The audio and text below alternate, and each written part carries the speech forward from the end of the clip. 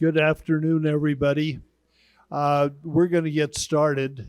There's a couple or three that might slip in, or a few more. But thank you for being here today. This is a special presentation in many ways. Mack Frost is going to be our presenter today, and he has helped me with all these talks, and he has been the technical part along with Sam Hanna and others up above.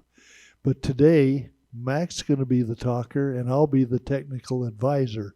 So good luck, everybody, but we'll do the best we can. And I want to thank the staff from the museum to be with us today, and we'll get to meet them. And save your questions, and they'll sit up front here and answer all your questions or look for the answer. But they have better answers than Mack and I do. But Mack's worked here for a lot of years, too. Mack Frost, a cousin, a photographer, and a good friend of mine.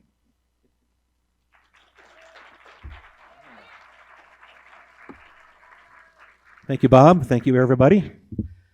All righty. Get this adjusted just a little bit here. This is going to be kind of interesting. I haven't done one of these in a while, but I'll do my best. Thank you very much for coming. So our local history series is presented by the McCracken Research Library, where I work, and Bob has done a lot of consulting for the library down through the years. So our talk today is the history of the Buffalo Bill Center of the West, or the old Buffalo Bill Historical Center as it started out being called. And we have photos from a number of collections here in the museum, as well as the McCracken Research Library, and the photographers Jack Richard, Stan Kershaw, F.J. Hiscock, who was a local photographer, as was Harold Sturm, and then, of course, Bob and myself have also contributed to this effort. Getting underway, Buffalo Bill, of course, as we all know, our patron saint, St. Bill, and he had the T.E. Ranch up on the South Fork, and this is a picture of the ranch as it appeared somewhere between 1908 and 1912. Why those particular years? Well, one of the things that I get to do when I get a hold of a photograph is look for clues in it. And the clue in this particular picture is the flag. That's the 46-star flag, which flew above our nation between 1908 and 1912. So that narrows it down somewhat. Boom. January 1917, Buffalo Bill passes away in Denver at his sister's home. And this is him lying in state at the state capitol in Colorado there in Denver. And it was shortly after that, as a matter of fact, March of 1917, when the Buffalo Bill Memorial Association was formed. And they did that largely because Buffalo Bill was such an iconic figure, not only in the United States, but in Europe as well. This is a map that shows, with these little pin points, all the places that he visited while they were in Europe. And you can way up, they went clear up into Scotland, they were in Wales. Let's see, the furthest east they got was over here in Ukraine. But they put on a lot of different shows over a number of different years. And Buffalo Bill was essentially the most famous man in the world at the time that he died. He was certainly in his prime back when he had the Wild West show going, and he was more than likely the most photographed individual in the world. So, in 1917, when he passed away, the Wyoming legislature, which was in session at the time, voted $5,000 for a memorial to be placed here in Cody. Now, that wasn't a great deal of money, even at that time, but it was a start, at least. Nothing actually happened with that for a while. So in 1921, the state legislature renewed the $5,000, and it was soon after that that the Buffalo Bill Memorial Association used it to buy the 6.5 acres on the west side of Cody City Park for the memorial. And that's when we got involved with Mary Jester Allen. This is a picture of her from approximately 1917. She was living in New York at the time. Mary Jester Allen was the niece of Buffalo Bill, the daughter of his sister Helen, or Ella, as her full name was. And she was asked in 1921 about the idea for a statue to portray William F. Cody. And so she was asked to approach Gertrude Vanderbilt Whitney, famous sculptress who lived there in New York, about perhaps producing a bronze. Mary Jester Allen was very well connected, as you can see here. This is in August 27th, I believe, 1927, when Calvin Coolidge showed up in Cody, Wyoming, as President of the United States. He was on a Western swing. He had just helped dedicate Mount Rushmore, and so they got him to come here to Cody. I don't believe there was any particular reason why he was here. He was just here. We did have another national monument at that time, which was the Spirit Mountain Caverns, or Frost's Cave, as it was at that time. But Mary Jester Allen went out and wrangled as much of the memorabilia of Buffalo Bill as could be found around the United States. She helped to form the Cody Family, International Cody Family Association. And she encouraged those people to pull all of their memorabilia out of the Buffalo Bill Memorial and Gravesite Museum, Paskatipi, up there on the top of the mountain in Golden, Colorado, and move it to Cody, which they did. This is Mary Jester Allen holding Buffalo Bill's model 1873, the Winchester that he used in all of his shows. Here we have a shot of a number of individuals back during the heyday of the Buffalo Bill Memorial Association, the early days. Over here on the left, this is Jack Richard, Bob's father. This is Harry Thurston, Forest Ranger. Thurston? Yeah. He was up in Wapiti. Yeah. This is Mrs. Goodman, Finn Goodman over here, portraying Buffalo Bill. Let's see here. These two, I'm not sure who they are. This is my grandmother, Mary Frost. She was married to Ned, God bless her soul. And she was on the board. Ned was on the board first, then Mary took over from him. And it's been kind of a family affair with the Frosts and the Richards. This is Mary Jester Allen here. I'm not sure who these two people are. This is Kid Nichols. Whoops, sorry. Let's go back one. Yeah, don't do that, Bob. So this is Kid Nichols, Finn Goodman. This is Ella Cody Wetmore, who is her mother. That's Mary Jester Allen, and this is, she's the sister of Buffalo Bill, and that was the mother of Mary Jester Allen. This is Larry Laram of the Valley Ranch. These folks over here are Glenn Trueblood and his wife, and I'm not sure who this Indian is. So that was more than likely during a Buffalo Bill birthday celebration back in probably the 30s. Here's a photo of Mary Jester Allen in her home over on Cody Avenue. The house still exists. And so she's the one who got a hold of Gertrude Vanderbilt Whitney, famous sculptress and heiress. She thought the idea was probably pretty good, and she was actually on her way into Yellowstone National Park in 1922 when she stopped off in Cody to talk with the Buffalo Bill Memorial Association, at which point she agreed to the commission for the statue. Now, Gertrude Vanderbilt Whitney's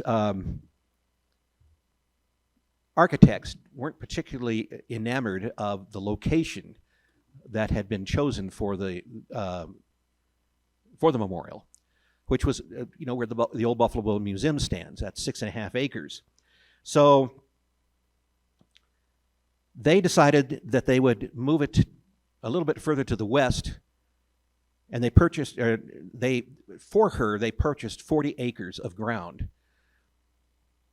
And it's at the west end of Cody, and it's where the Scout was originally erected, and it still exists today. And so the Scout came to rest, as it were, here on the west end of Sheridan Avenue. As a matter of fact, Sheridan Avenue didn't run out that far until the Scout was made. Here is a picture that Jack Richard took Buttermilk Skies, a famous photo of his. He won a national prize, an award with this photograph. And an interesting shot. Typical shot, but it also portrays Heart Mountain, which is near and dear to the hearts of all the folks here in Cody, Wyoming. And then this is my version of the same picture. That previous one was Bob's. So, let's see here. The idea was also proposed by Mary Jester Allen that we would go ahead and build a museum on this 6.5 acres that the Memorial Association owned. And they would pattern it after the original log ranch home of Buffalo Bill up on the TE. So there's a picture of the TE at about the time that this whole thing was starting. And then there's the completed building without any landscaping around it. In 1926 or 27, the Buffalo Bill Memorial Association began construction of the museum. First load of logs, the lodgepole pine poles came in, and here's the folks sitting on the first batch of logs that were brought in. These are the individuals who are in there. This is Bob Rumsey, who was on the board at the time. This is Mary Jester Allen. I'm not positive, but I'm pretty sure that this is Bill Damaris. This is Kid Nichols, who is the one who purchased the logs. The man is heavily in the timber industry. He's the one who basically codified the idea and invented modern-day plywood. So he's pretty wealthy. This is Jacob, or Jakey Schwob, as he was known. He was the proprietor of the Cody Trading Company downtown. I'm not sure who these two young ladies are, but I suspect one of them is probably Mary Jester Allen's daughter, Helen. Here's a picture of Kid Nichols lording it over the logs that he brought in. It provided some interesting photo opportunities, as you can see. Mary Jester Allen with all of the Garlow children. Now, of course, Fred and Irma Garlow had both died as a consequence of the influenza outbreak in 1918 that swept the nation and laid low an awful lot of people, and it included all their parents. So here's Mary Jester Allen. This is Jane Garlow, who is the oldest of the Garlow children. This is Bill Garlow, the youngest, and this is Fred Garlow Jr. This lady right here is Geneva Garlow Wallaker. She was the sister of Fred Garlow, and this is her son George, who would be their first cousins. So, oh yes, excuse me, back one. You'll notice the goalposts here in the background. That's the football field for Cody High School. But it was built on the property owned by the Buffalo Bill Memorial Association. And the high school leased the ground until 1987, I think it was. It was a bone of contention for a long, long time, which was finally settled by Paul Stock, who gave a substantial sum of money to the school district to purchase the land in later years. And they also built what we called the Stock Natatorium, the big swimming pool, which is next to Schweitzer Gym. Here's an earlier photo of the Garlows and the Wallachers sitting on the base of the Scout with Cody in the background. So construction began somewhere, like I said, in 1926, late 1926 or early 1927. I suspect that it was probably done sometime in the early, probably in January of 1927. It goes on along. This gentleman, who I have been unable to identify, is the foreman of the project to build and construct the building. Here it is a little bit further along in its construction phase with a picture of the workers on it. This is the south face of the building. And it's even got the fireplace installed, which was originally in the Buffalo Bill TE Ranch. A closer picture of all the individuals as they were working on it. I'm still unsure as to just exactly why this picture exists. But I'm told that this is a whole bunch of school teachers from Cody, from all the schools in Cody, and they're hamming it up, and the workers are here in the background, and you can see the courthouse across City Park. The interesting thing about it is that down here on the end are a couple of young boys. This one right here is my uncle, Dick Frost, who later became the curator of the Buffalo Bill Museum following the retirement of Mary Jester Allen. And this young punk right here is my father, Jess Frost, his younger brother. Yes.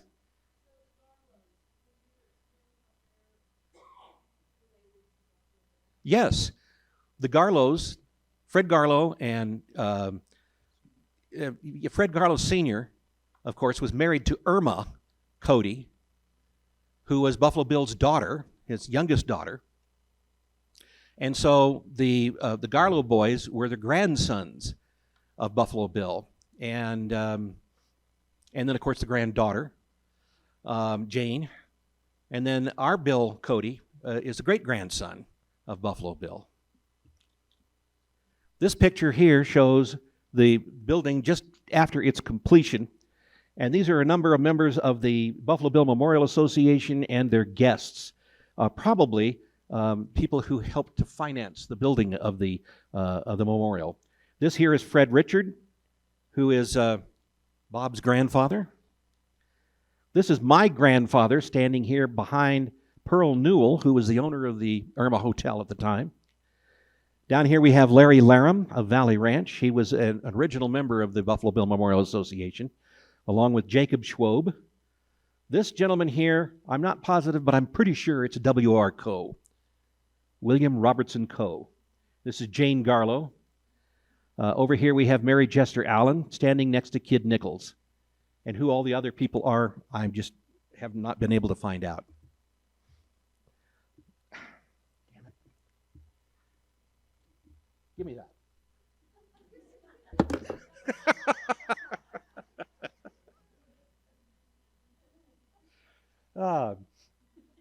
This is the building as it looked when it was completed.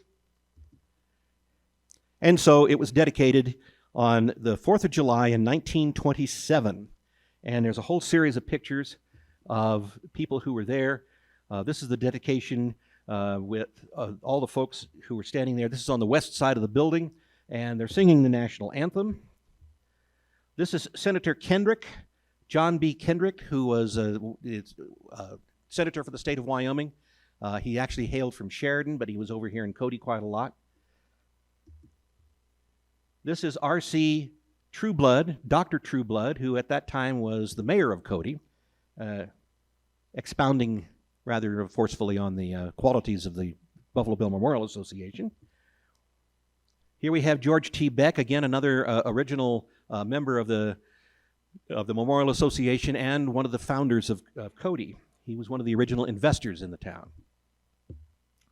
This is Gordon Lilly, otherwise known as Pawnee Bill, Major Gordon Lilly. He was also a scout, but in a different outfit on the plains. But he also organized a big show, which is called the Far East. And eventually, Pawnee Bill's Far East merged with Buffalo Bill's Wild West, and the two shows continued until their dissolution in 1912.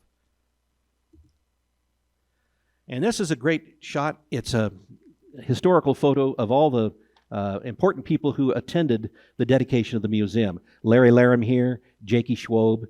This gentleman back here is Francis A. Cody from Vernon, New York, who at that time was probably the oldest living relative of Buffalo Bill Cody. Mary Jester Allen, Senator Kendrick, Major Lilly. Here is George T. Beck. This is Mike Russell, who was a longtime friend of Buffalo Bill and appears in several of the hunting party pictures in which Bill organized. The gentleman back here in the background is Albert B. Cotsworth, Jr., who was an executive with the CB&Q Railroad, the railroad that brought all the tourists into town across the way. This is Mary Hayden, who was a ranger with the Wapiti District of the Shoshone National Forest. This gentleman back here is very important to tourism in the area.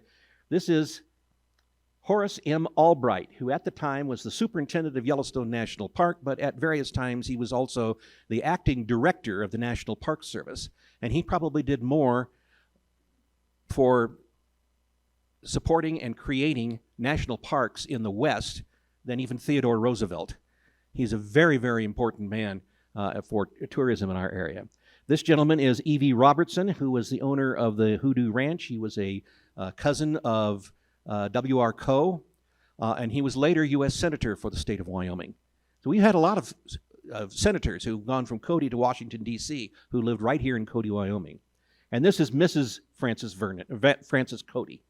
So quite an eclectic group there. This was a shot of the museum group in 1935.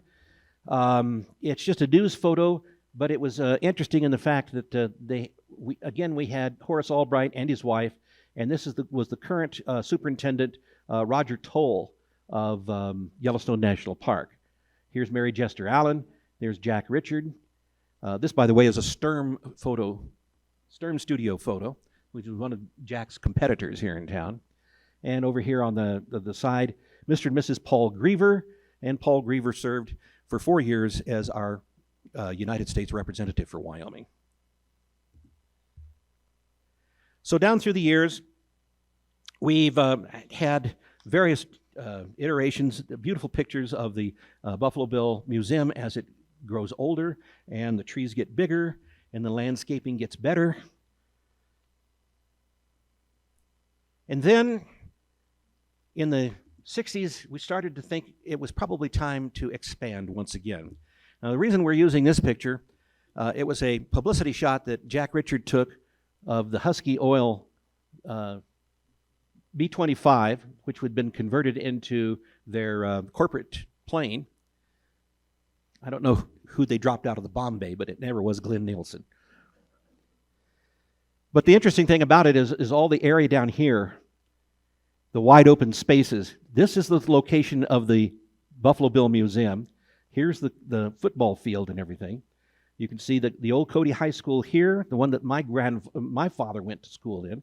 This is the old red schoolhouse sitting right next to the new West Side School, a grade school, and this is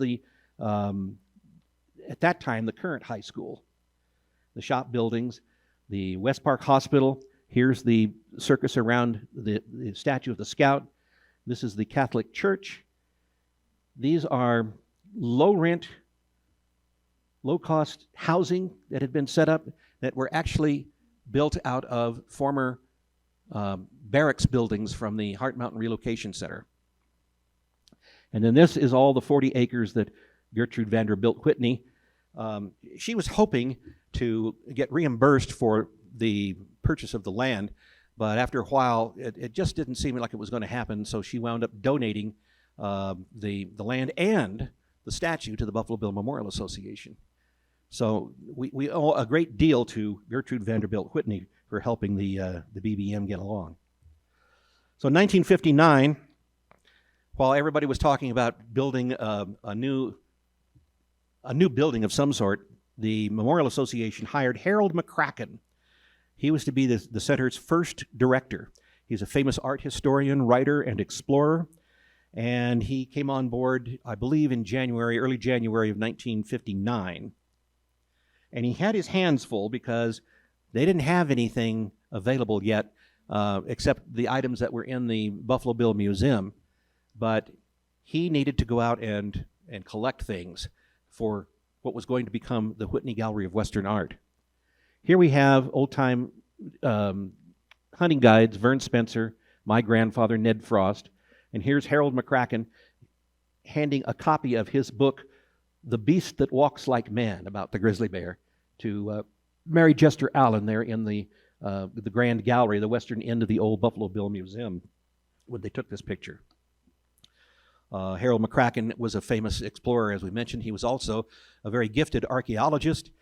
He had a lot of connections in the archaeology with folks around the nation, and this is him at the dig at Mummy Cave on the North Fork. And he was the one who was responsible for getting the National Geographic Society archaeologists involved in the dig. And they came in and sectioned it off and did a very thorough examination of all the different layers of material that existed within the various levels of dirt and detritus that were inside the Mummy Cave, or what we called Mummy Cave. So, unfortunately, I have not been able to locate any pictures of the actual construction of the Whitney Gallery. But this is shortly before it opened, as some of the artwork that was being collected. You can see here on the side, Buffalo Bill Historical Center and Whitney Gallery. And this is Dr. McCracken supervising the unloading of art objects, paintings and whatnot that he had scrounged from a number of different locations around the western United States. Don't know which one this is, but I suspect it's probably the Paxson or Bierstadt, yeah, one of the two. Standing next to him is Dick Frost, who by that time was the curator of the Buffalo Bill Museum. This is Dr.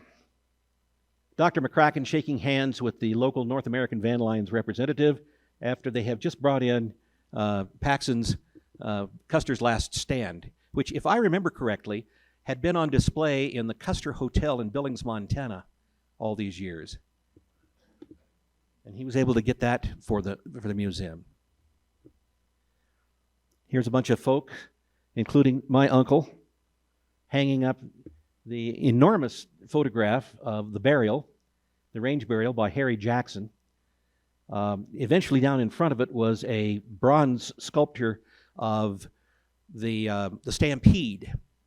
And then over on the other side of this particular gallery, which is the western end, or the northern end, I should say, of the gallery, was the other picture of the painting of the Stampede and the bronze sculpture of the burial.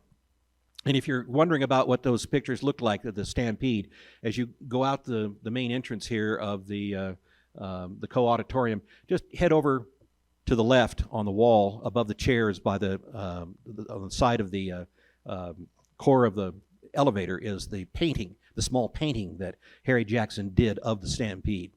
And I'll say right now, I loved Harry Jackson. I knew him personally. He was a great friend of my father's. He was a tremendous sculptor, but he was just an average artist, as far as I'm concerned, a painting artist. He did some wonderful modern art in the style of Jackson Pollock, but his real forte was his sculpture. So that's just my opinion. Here we have a shot of the original interior of the Whitney Western Art Gallery. And this is looking to the north, to the big picture windows that look out onto the statue of the Scout. This is Mr. Cornelius Vanderbilt Whitney. And this is April of 1959. As I mentioned, they really had to scramble to get all this stuff in place, but they did a pretty good job of it. And Cornelius Vanderbilt Whitney is the son of Gertrude Vanderbilt Whitney. Cornelius was he raised horses, racing horses.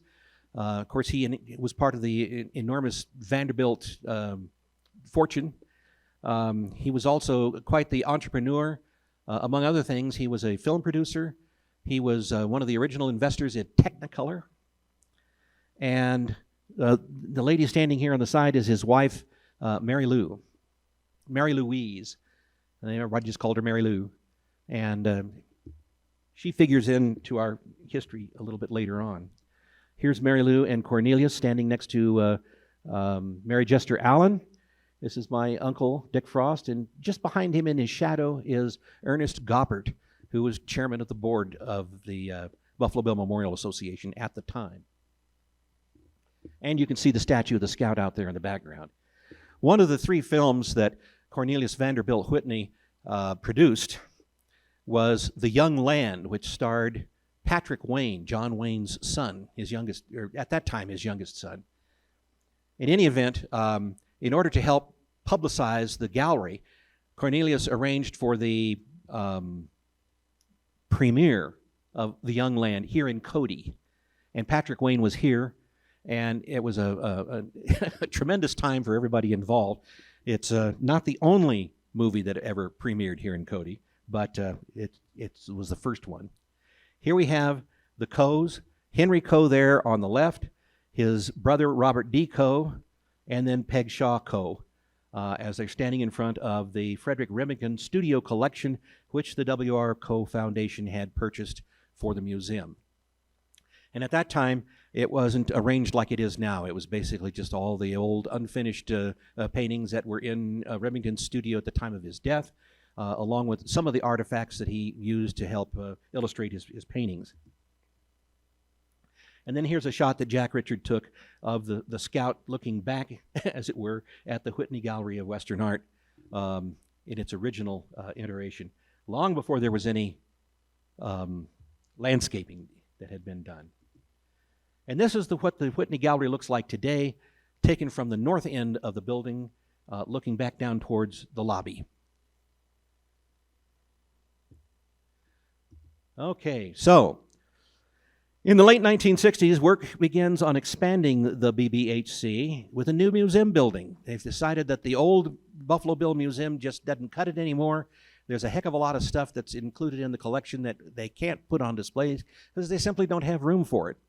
And it's an old building, so it's time to get an expansion involved. So here we have the drawings, the architectural drawings by Mr. Tressler.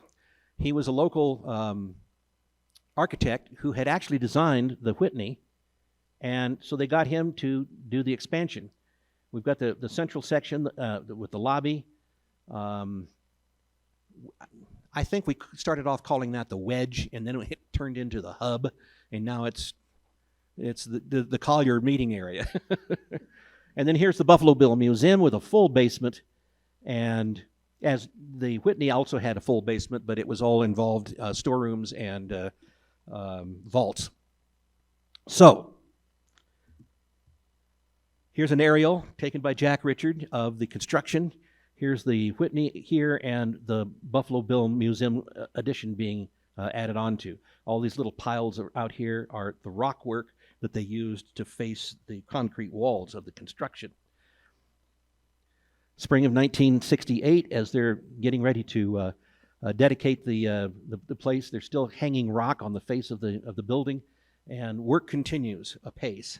I can remember any number of times, either during the day or late at night, actually crawling inside the building and looking at all the construction that they did. I was a high school student at the time. So here we have another aerial shot by Jack Richard. This is the dedication ceremony, the laying of the cornerstone. It's all right down here. Goppert and E.J. Goppert and Dick and Fred Garlow and a whole bunch of other luminaries were all there to help put things in the, oh golly, it was a copper box that they put in behind a memory vault, as it were, that they stuck in behind the cornerstone. Didn't we pull that out here not too long ago when they redesigned the, I believe we did, yeah. So you can see how the landscaping has come along to a certain extent. It's still not using very much of the property. Back here in the back is the house that the Memorial Association built for the director. Harold McCracken lived there for years and years and years. And then later on, Bruce Eldridge was in there, as a matter of fact, one of our previous directors.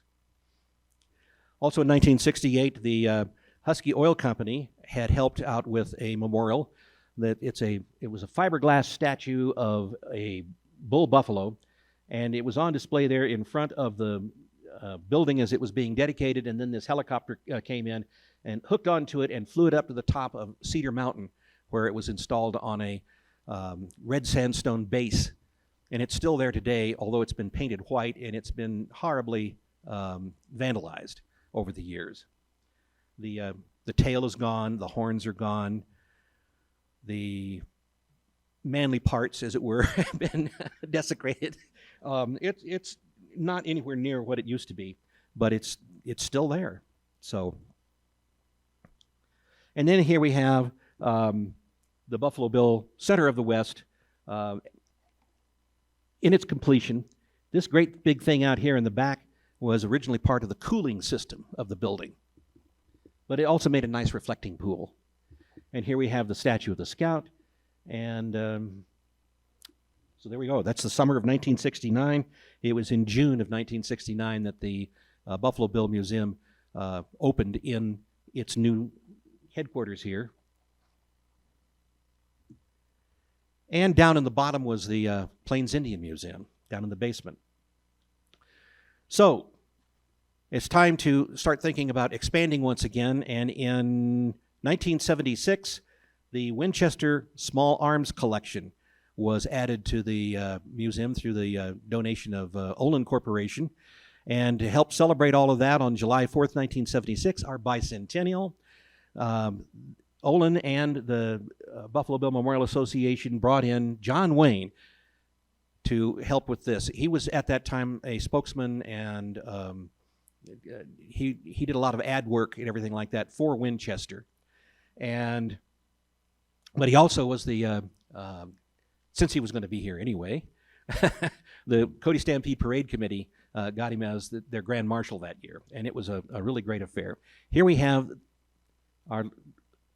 the dean of our local prelates, as it were, Reverend Buswell from the Presbyterian Church. This is Harold McCracken, John Wayne, of course.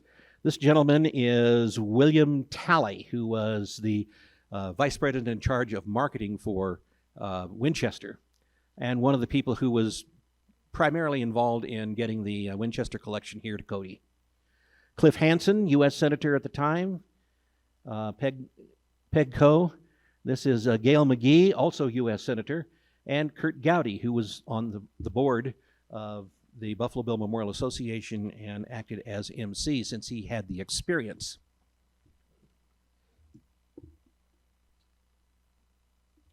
Nice shot of John Wayne, looking like John Wayne. And then this is John Wayne and Mary Lou Whitney, who were ringing the bicentennial bell. This was another part of the celebration that day. This bell was one of 4 that had been cast in the likeness of the Liberty Bell from shavings and leavings from the original casting of the Liberty Bell.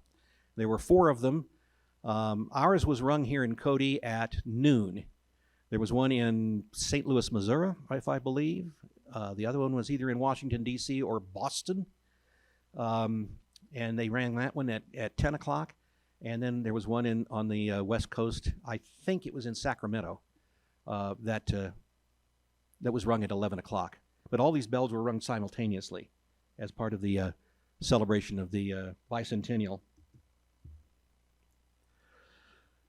Not an awful lot of room for the Winchester collection at that time. The basement was occupied by the Plains Indian Museum, so they installed the original cases and gun displays and everything of the Cody Firearms Museum, as it later became known, there in the south end of the Buffalo Bill Museum. But again, it's time to expand, and we really need a proper home for the Plains Indian Museum. So in 1977, work was begun. This is the groundbreaking ceremony out in the back of the museum. Here we have, this is October 12, 1977, and we have Tribal Representative Peter Redhorn. I believe he was a member of the Crow tribe. And Margaret Pegco as chairman of the board, and Al Simpson, who later became chairman of the board after he was done being Senator Simpson. Pardon, he was Shoshone. Thank you, Hunter. I appreciate that. And these are a couple of tribal representatives who were helping with the opening of the Plains Indian Museum in 1979. They were singing songs of welcome, I imagine. And would they have been doing the... That was 2000. Okay. Okay. Yeah. It was the only picture we had that had to do with the I don't know why some of these museums never got covered as well as they ought to have, but thank you, Hunter. Appreciate that. Okay, so now that we've got the Plains Indian Museum built and the all of a sudden that space down in the basement is completely available, let's put the Winchester collection in there. So they moved the Firearms Museum down there, and we have another group of luminaries sitting out on a podium in front of the museum. Not sure who this guy is. This is Richard Rattenberry, who was the first curator of the Cody Firearms Museum. William Talley, Harold McCracken, Park County Representative Peg Shreve, not quite sure who that is. This is Dick Cheney, who was U.S. Representative for the state of Wyoming, and even at that time a member of the board of directors. Peg Coe, Alan Simpson doing his job as MC. Stan Hathaway, governor of the state of Wyoming. I'm not sure who that was. This is Peter Hasrick, who was the curator of the Whitney Gallery and the director of the Buffalo Bill Historical Center. These two, I'm not sure who they are. This is Dolores Snyder, who was a famous singer. About all I can really say. She, the woman had an incredible voice, but she was just a housewife. Bob Snyder was her husband, and boy, I can tell you, she could belt it out. She really had the volume, and pitch perfect, and a wonderful individual. And she sang at every public opening that there was. She was like Reverend Buswell. If you needed somebody to sing, you got Dolores Snyder, and then the piano player, whoever that was.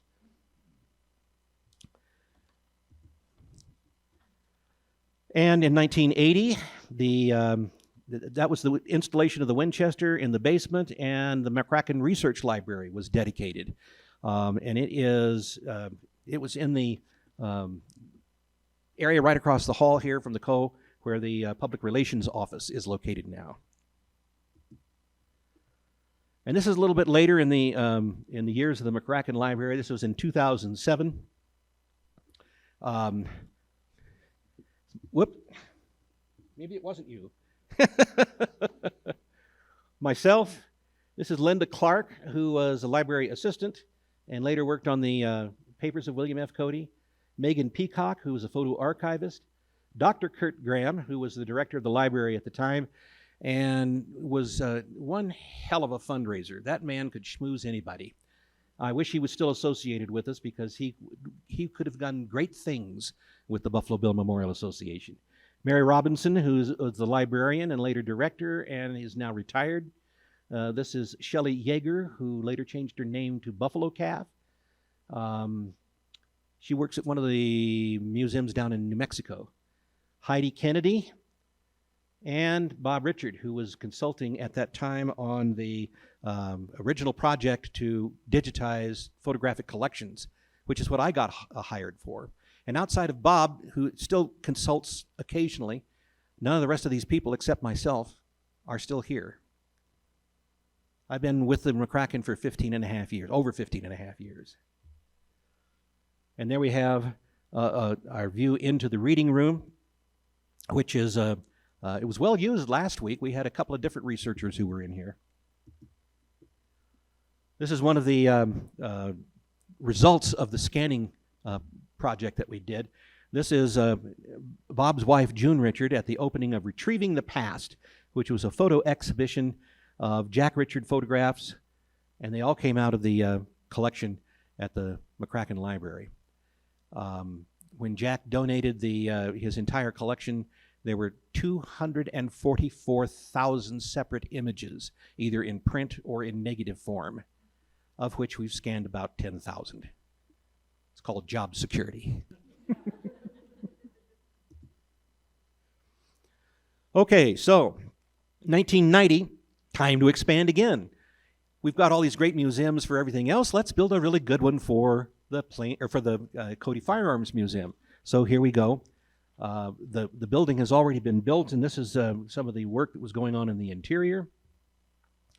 Here's Richard Rattenberry putting up one of the original displays, and that's the original Western gun shop. Do we still have an iteration of that in the Firearms Museum? Yes, we do. Okay, thanks, Danny.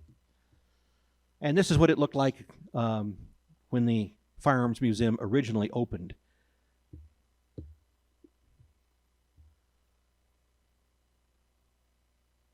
And it was well, I'll tell you, it was, even then, it was a great thing. You could spend hours in there looking at all the different firearms, and you can still spend hours. I think that the current version of the Firearms Museum is the best we've ever had. It's beautifully presented. It's highly educational. It's interactive up the yin-yang, and it's just a terrific place to go. Family friendly, the whole schmear. Here we have the Cody Firearms redesign that was in 2019. We have Ashley Lubinsky, who at that time was the director, is now the director emeritus. Has gone on to many other things, including television. And standing next to her was her curatorial assistant and now director of the Cody Firearms Museum, Danny Michael. And that's what it looks like after the redesign. Pretty darn great. Then we had a great benefactor, Nancy Carroll Draper, who felt that it was necessary to have a representation about essentially the Yellowstone ecosystem. So she donated a whole bunch of money to build the Draper Museum of Natural History.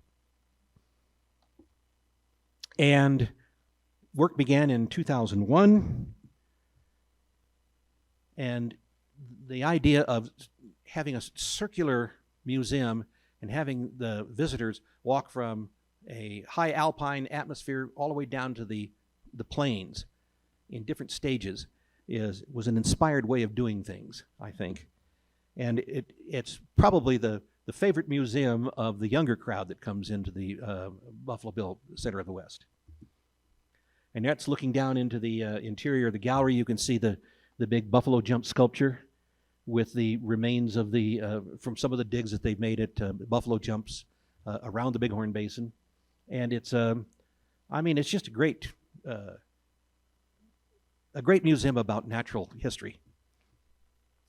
So here we have a shot of the entire complex. This, I believe, was taken with a drone, as was this next picture. And it was in 2009 that the Whitney Gallery was redesigned and reinstalled. 2012, we did the same thing to the Buffalo Bill Museum. It was remodeled. In 2013, the Buffalo Bill Historical Center was renamed the Buffalo Bill Center of the West to more accurately describe the width and depth of the museum's mission, collections, and programs. In addition, the Whitney Gallery of Western Art becomes the Whitney Western Art Museum, and the Draper Museum of Natural History becomes the Draper Natural History Museum. So we have kind of everything ends with museum. And one of the reasons that they did that was essentially for marketing purposes. And I personally have to say that it's worked, because it sure did increase the visitor awareness of the Buffalo Bill Memorial Association and the Buffalo Bill Center of the West. So, in 2017, the BBMA was 100 years old, and we celebrated our centennial.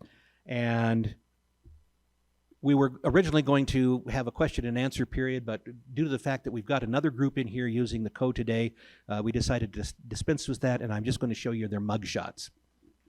Rebecca West, who is our executive director, she was previously the Plains Indian Museum curator. She started out here, and I won't tell anybody how many years ago, but she started out as an intern.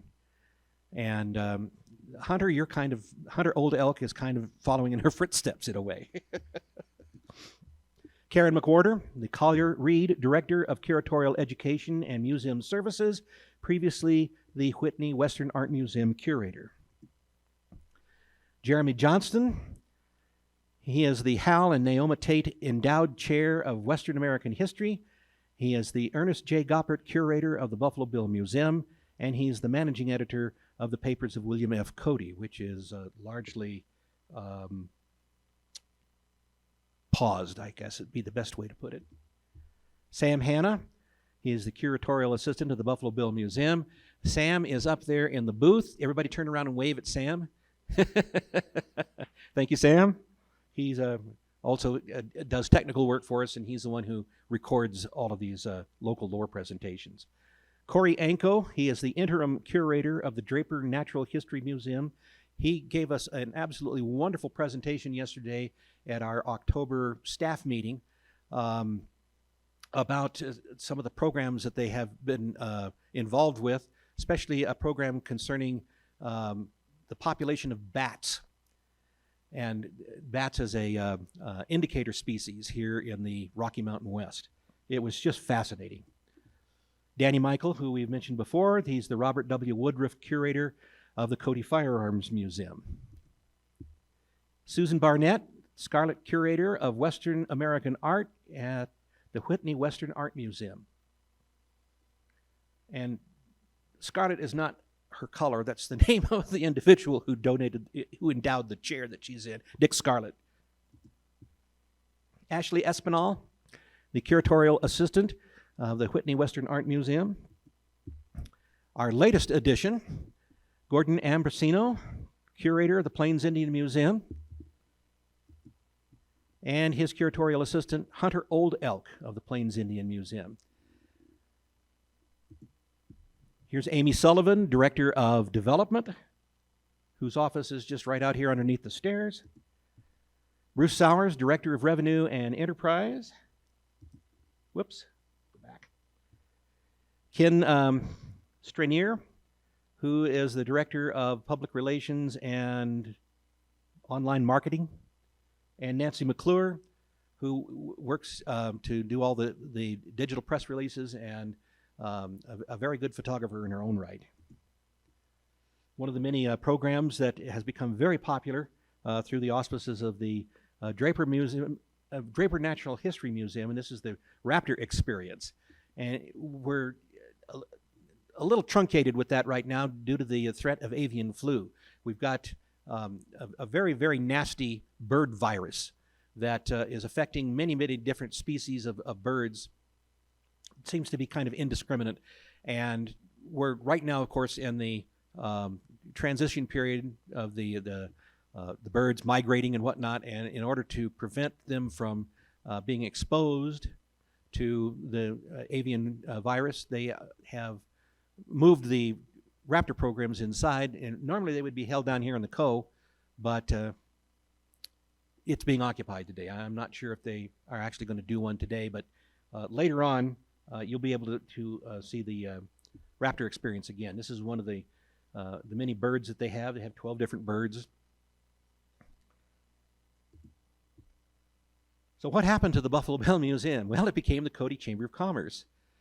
As I mentioned, Paul Stock had given the Cody School District enough money to actually purchase the football field, at which time the city of Cody was given the old Buffalo Bill Museum, and we've got the Chamber of Commerce is in here, and the Cody Country Art League is down here in this end of the building. And that's a lot of local artists, not as famous as the ones we have in the Whitney, but they're still pretty darn good. And most of that art, by the way, is for sale. So if you're looking for a good Christmas present, that would be a place to go. As I mentioned, the Richard and Frost family have been involved with the Buffalo Bill Memorial Association for a long, long time. Here we have, right out of the 1999 history of the Cody Country Chamber of Commerce, Fred Richard, Bob's grandfather, and this is Kid Nichols. And these two gentlemen were the grandfathers of these two gentlemen. Here's Bob, and this is Paul Hoffman, who was hired as the executive director of the Chamber of Commerce and held that position for many years and did a pretty good job. So here we have the Buffalo Bill Historical Center, the Buffalo Bill Center of the West. in all its glory as you see it today. This is what it looked like when you walked in the door this morning. This is a picture that I took of the center back in 2007, the year that I began working at the McCracken Research Library. We had this big rainstorm that was going on to the west of the center up against Rattlesnake Mountain, and it hung on for hours. Just this veil of rain, constant rain. And it had this beautiful full rainbow out behind it. I also maneuvered myself to take a picture of the rainbow right behind the flags. And it's been a fun and successful picture. This is a photograph that I took from Baron Collier's helicopter. He wanted some aerial photographs of the complex as it was in those days. It was still the Buffalo Bill Historical Center then, but he got me up there with his pilot Flybob, and we went all over the town, but especially down here at the center, and flew around and around and around and around, and I took a whole slug of pictures. And this is the one that I thought turned out the best. And we'll wrap everything up with a picture that I took on the 4th of July this year.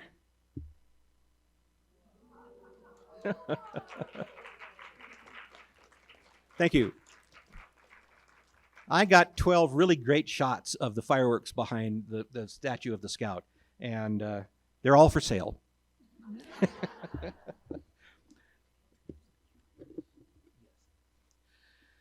So with that, we'd like to thank the McCracken Research Library for sponsoring these talks, and I'd like to introduce some of the luminaries that are sitting down here in the front row. Hunter Old Elk, Gordon Ambrosino,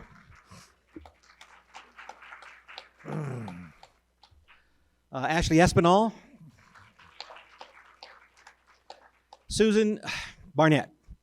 There we go.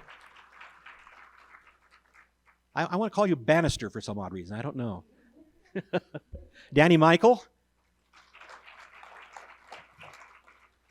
And lastly but not leastly, Karen McWhorter. Hey, Nancy, you might as well stand up too. Nancy McClure. I'm Mack Frost. Bob Richard, my partner in crime here, and Eric Rossborough, who's the senior cataloger and for the McCracken Research Library. Thank you very much for attending today. We're going to have to slip out of here. I will be upstairs for a few minutes to sign any books, but next month on the 17th, we're going to have Pete and Al Simpson talking about the old timers of Cody. I think you'll enjoy it. Thank you for being here, and have a wonderful day. Thank you.